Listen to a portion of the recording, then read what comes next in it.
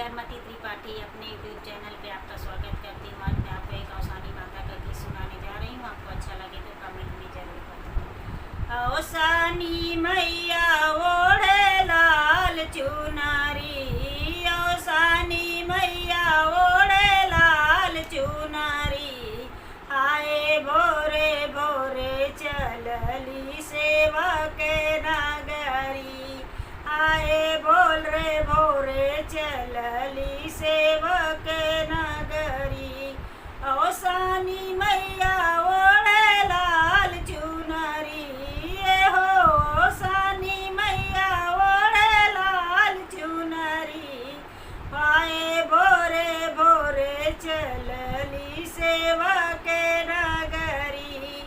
आए भोरे भोरे चलली सेवक नगरी, आवाती देखे बैरन रोके डगरिया, आवाती देखे बैरन रोके डगरिया, नदिया उफान मारे ऊंची दे लहरिया, नदिया उफान मारे ऊंची दे लहरिया, बेवे बदने माँ की भेवे चुनरी, हो भेवे बदने माँ की भेवे चुनरी, ओ तो भोरे भोरे चलली सेवक नगरी, हाय भोरे भोरे चलली सेवक नगरी, औसानी मैया ओढ़े लाल चुनरी, हो औसानी मैया ओढ़े लाल चुनरी, ओ तो भोरे भोरे चलली सेवक नगरी, वो तो भोरे भोरे चलली सेवक नगरी,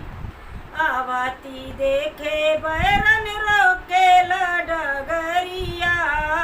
पुरवा तूफानी झख झोर रे बयरिया,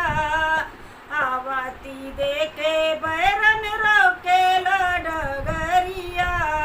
पुरवा तूफानी झख झोर रे बयरिया,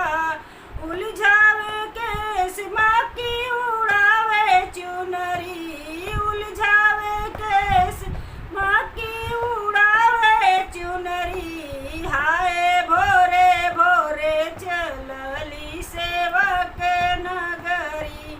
हाय भोरे भोरे चलली सेवक नगरी,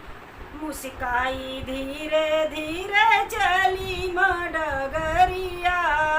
मुस्काई धीरे धीरे चली मडगरिया, सुलझावे केस नाई ओढ़ेल चुनरिया, सुलझावे केस नाई ओढ़े